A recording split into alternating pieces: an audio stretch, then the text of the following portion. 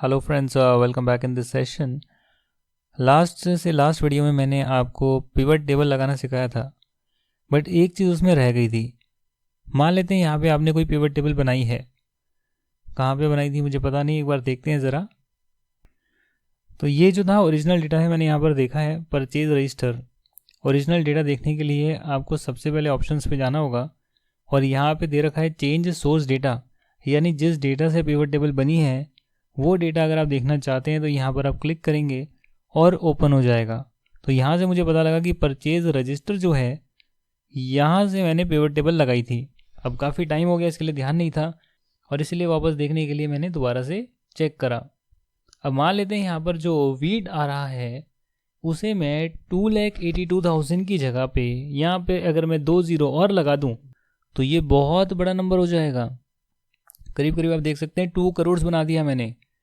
और यही मैं अगर यहाँ पिवट टेबल में जाऊँ और मैं अगर इसमें वीट का देखूँ तो आप देखेंगे कि जो वीट है उसका टोटल करीब करीब आपका आ रहा है 98 लाख रुपीज़। और यहाँ पर अगर मैं वीट का देखूँ तो करीब करीब वो आ रहा है, यहाँ पे सबको सेलेक्ट करेंगे कंट्रोल शिफ्ट डाउन की प्रेस करके, और यहाँ आ रहा है करीब करीब 12 करोड़। तो यहाँ पर आ रहा है 9 करोड़, वहाँ आ रहा है 12 करोड़। और उसका रीज़न क्या है कि मैंने भैया डेटा को चेंज कर दिया है। अगर आप रिफ़्रेश करेंगे तो ऑटोमेटिकली यहाँ पर डेटा चेंज हो जाएगा पिवट टेबल के अंदर भी।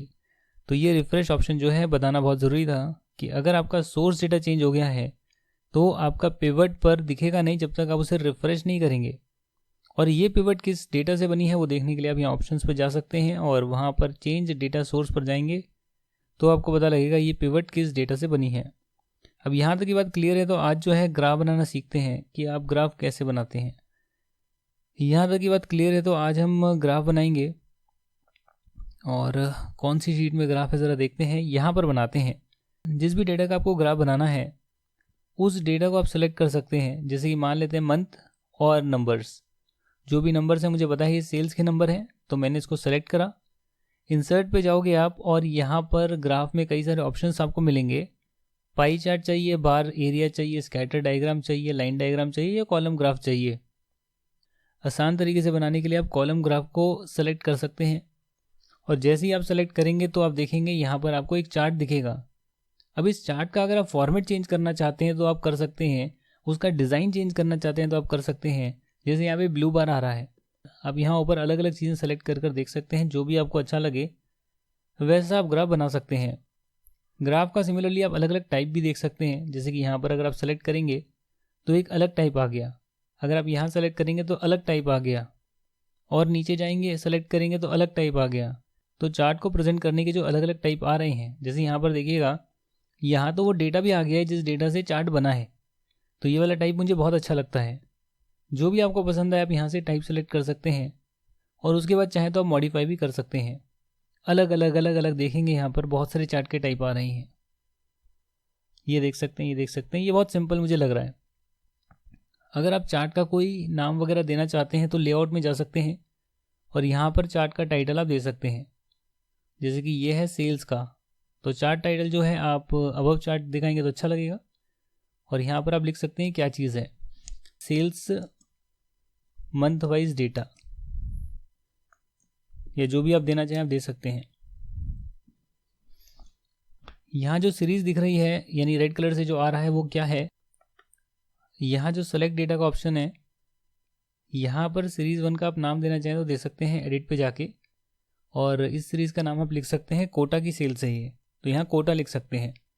ओके करेंगे, ओके करेंगे तो यहाँ पर कोटा दिख रहा है।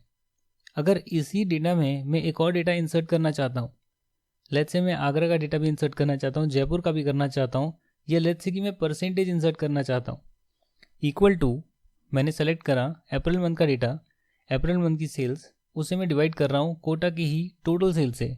अब इसे मैं फ्रीज कर लूँगा ताकि ड्रैग करूँ तो फिर ये वाला नंबर जो है चेंज ना हो। एंटर कर दिया है, ग्राफ को जो है मैं राइट साइड में शिफ्ट कर लेता हूँ। 11% आ रहा है, इसको ड्रैग कर नीचे तक ले जाता हूँ और ये देखेंगे आप टोटल जो है 100% को ऐसे स्कैटर किया हुआ है। अगर मैं परसेंटेज भी यहाँ पर शो करना चाहता हूँ तो कैसे करूँगा, उसके लिए आप राइट क्लिक करेंगे और सेलेक्ट डेटा पे जाएंगे और डेटा एंड कर, और यहाँ पर आप सेलेक्ट करेंगे कि कौन सी वैल्यूज़ आपको सेलेक्ट करनी है।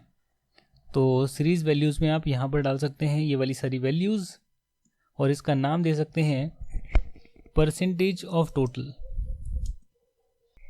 यहाँ पर मैंने लिख दिया है परसेंटेज ऑफ टोटल और ओके प्रेस कर दिया है।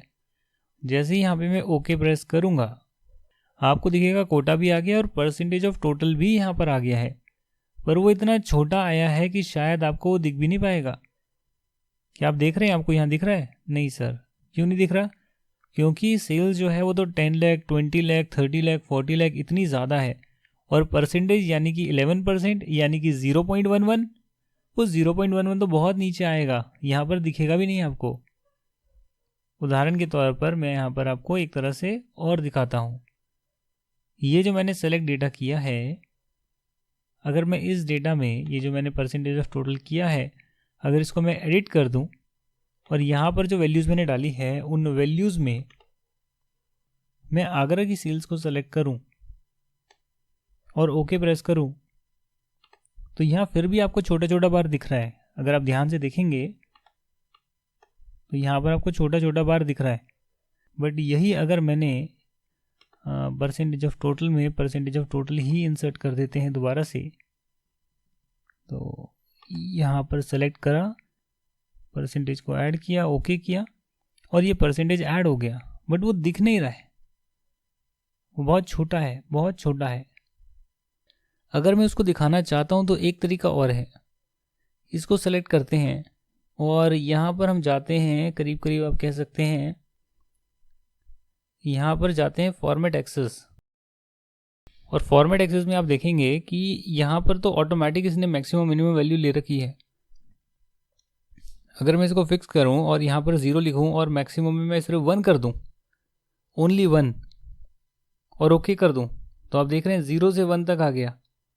तो जैसे ही मैंने इसको 0 से 1 तक करा तो मुझे थोड़ा थोड़ा दिखने लग गया, जो 0.1 है, 0.3 है, 0.2 है, 11% है, 20% है, हर महीने की सेल आ रही है। अब मैं क्या कर सकता हूँ कि इसको मैं दूसरे एक्सिस पर ला सकता हूँ, यानी कि यहाँ प्राइमरी एक्सिस है, प्राइमरी एक्सिस की जगह अगर आप सेकेंडरी एक्सिस करेंगे तो ये लेफ्ट की जगह पे राइट में शिफ्ट हो गया है। आप देख रहे हैं राइट में जो है आपके नंबर्स आ गए हैं परसेंटेज टर्म्स में। अब इस चीज़ को आप वापस से पहले के जैसा कर सकते हैं, फॉर्मेट एक्सिस में जाकर इसे आप ऑटो कर सकते हैं कि मिनिमम मैक्सिमम अपने हिसाब से ले लें, तो ये ऑटोमेटिकली इसने अपने हिसाब से ले लिया है।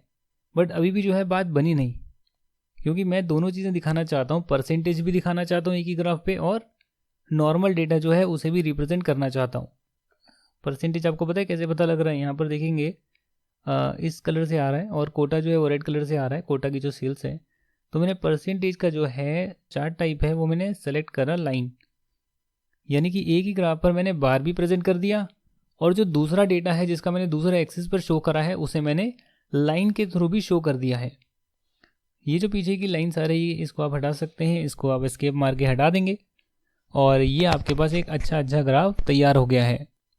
अगर इसी में मैं ग्राफ के डिज़ाइन में जाऊं तो यहाँ पर मैंने आपको दिखाया था कि डेटा जो है वो नीचे भी शो होता है, ये देखो, तो नीचे जो है डेटा भी आ गया, ये और अच्छी प्रेजेंटेशन हो गई। नाम भी मैंने लिख दिया है, आप चाहें तो आप एक्सेस का नाम भी दे सकते हैं, जैसे फॉर एग्जांपल यहाँ पर एक्सेस का टाइटल आ रहा है, तो यहाँ पर आप कुछ देना चाहें एक्सेस का टाइटल आप दे सकते हैं। INR वैल्यू आपकी आ रही है, ये Y एक्सिस हो गया, नीचे वाला X एक्सिस हो गया। तो दिखाने के बहुत तरीके होते हैं, बट नॉर्मल ढंग में कैसे दिखाते हैं, इजी मैनर में कैसे दिखाते हैं वो मैंने आपको बताया। इसी चीज़ को जो है आप बाई डायग्राम में भी शो कर सकते हैं। जैसे मान लेते हैं अप्रैल मंथ की ही सेल है, पर अप्रैल मंथ की जो सेल है वो 3 कैटेगरी में है, आगरा, कोटा, जयपुर, और इसको मैं ग्राफ की प्रेजेंटेशन में दिखाना चाहता हूँ, बट मैं इसको पाई चार्ट की प्रेजेंटेशन में दिखाना चाहता हूँ। तो ये देखिए आपने कैसे जो है कोटा, आगरा और जयपुर तीनों को जो है अच्छे से रिप्रेजेंट कर दिया है। अगर मैं इसको डिलीट कर देता हूँ और एक काम करते हैं, यहाँ पर तीनों का टोटल लिखते हैं, कॉपी किया मैंने और इसको पेस्ट कर दिया। अगर मैं परसेंटेज निकालूं डिवाइडेड बाय टोटल, यानी इंडिविजुअल को मैंने टोटल से डिवाइड किया। अब अगर मैं इसका पाई चार्ट बनाऊं, इन तीनों का जो नंबर्स मैंने सेलेक्ट करे थे, तीनों के टोटल का पाई चार्ट बनाऊं तो कुछ ऐसा आएगा। एक इसमें और ऑप्शन होता है, अगर आप राइट क्लिक करके परसेंटेज को दिखाना चाहें तो आप दिखा सकते हैं। ये देखो यहाँ पे परसेंटेज आ रहा है, तो जैसे ही परसेंटेज पर क्लिक करा इसने उसी चार्ट को परसेंटेज में ऑटोमेटिकली कन्वर्ट कर दिया। जो नंबर्स हैं वो परसेंटेज में कन्वर्ट हो गए हैं। अब यहाँ 1 2 3 आ रहा है, आप इसको चाहें तो इसको फॉर्मेट कर सकते हैं और इनके नामकरण कर सकते हैं।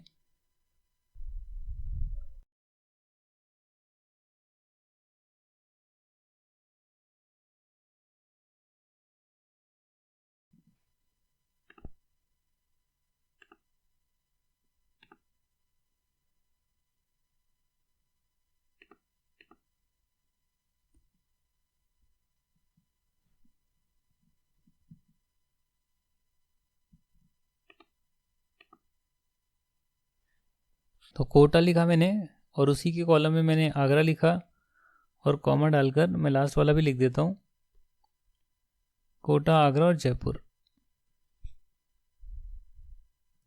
इसको ओके कर देते हैं, जयपुर ओके। आपने देखा कैसे यहाँ पर जो है कोटा, आगरा और जयपुर तीनों चीज़ें आ गई है। तो इसे मैंने पाई चार्ट में प्रेजेंट कर दिया है। यहाँ पर लिख सकते हैं अप्रैल मंथ सेल्स।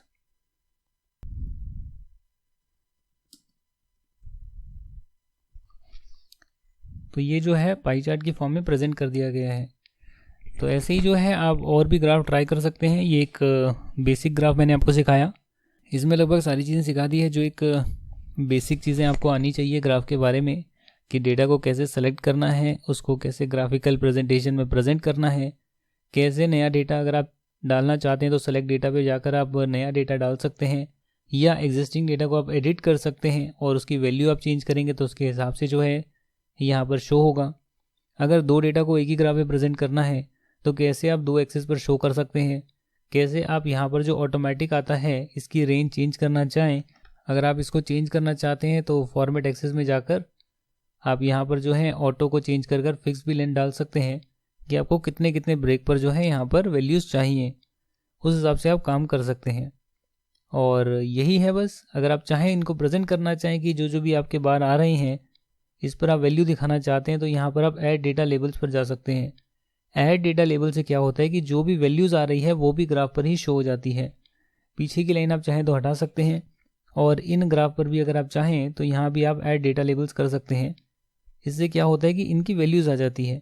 बट बहुत ज़्यादा हौच पौच लग रहा है, इसके लिए मैं हटा सकता हूँ और परसेंटेज को दिखा सकता हूँ। तो जैसे आप बेटर प्रेजेंट करना चाहें, जो आपकी रिक्वायरमेंट है उसके हिसाब से आप ग्राफ बना सकते हैं। होता कहाँ से, इंसर्ट टैब से होता है, column, line diagram, pie chart, और क्या क्या आपको प्रेजेंट करना है वो आप देखेंगे। डिज़ाइन में आप जाएंगे, उसका क्या डिज़ाइन आपको चाहिए वो आप यहाँ से चेंज कर सकते हैं और जो भी टाइप चाहिए वो आप चेंज कर सकते हैं। इवन लेआउट में जाकर आप जो इसका चार्ट का टाइटल है, एक्सिस का टाइटल है, लेजेंड्स वगैरह जो हैं, जो यहाँ पे राइट साइड में लिखा आता है ना कि कौन सा मंथ है, कौन सी ईयर की सेल है, वो सब आप डाल सकते हैं। आप डेटा लेबल इंसर्ट कर सकते हैं, आप एक्सेस के नामकरण कर सकते हैं। आप ग्रिड लाइन दिखाना चाहें तो ये जो पीछे लाइंस आती है उसको आप ग्रिड लाइंस को दिखा सकते हैं, जैसे भी फॉर्मेट में आप दिखाना चाहें। और बस यही होता है, यही ग्राफ का फंडा होता है। तो इस वाले जो एक्सेल की शीट है इसे मैं अपलोड कर रहा हूँ आपके रेफरेंस के लिए। और आई थिंक थोड़ा सा Ctrl+Z चले जाते हैं ताकि जब पाई चार्ट आए वो वाली चीज़ मैं आपके साथ शेयर करूँ। तो ये मैं शेयर करूँगा और इसमें डेटा लेबल्स भी मैं इंसर्ट कर देता हूँ। ये हमारा हो गया पूरा चार्ट। आज की वीडियो में ग्राफ के बारे में बहुत जाना हमने। अब नेक्स्ट वीडियो से जो है आपके स्पेशलाइज्ड कोर्सेज स्टार्ट हो जाएंगे एक्सेल के, यानी कि आप कह सकते हैं कि हम फाइनेंस के फंक्शन सीखेंगे, हाउस का लोन EMI कैसे निकालना है वो सीखेंगे, और बहुत सारी इंपॉर्टेंट चीज़ें सीखेंगे जो इंडस्ट्री में रिलेवेंट होती है। यहाँ तक तो आपका सारा बेसिक कोर्स हो गया, जहाँ पर हमने पिवट टेबल, ग्राफ, बहुत सारे एक्सेल के फंक्शंस वगैरह हमने सीखे हैं। एक्सेल के शॉर्टकट्स भी मैं बताऊंगा आपको आने वाली क्लासेस में, आने वाले वीडियोस में, पर वो इतने ज़रूरी नहीं है क्योंकि आपको एक्सेल के फंक्शन आने चाहिए। शॉर्टकट तो आपको अपने आप आ जाएंगे जैसे जैसे आप प्रैक्टिस करेंगे। तो फिर मिलते हैं नेक्स्ट वीडियो में, तब तक के लिए आपका बहुत बहुत धन्यवाद। Thank you so much and bye bye.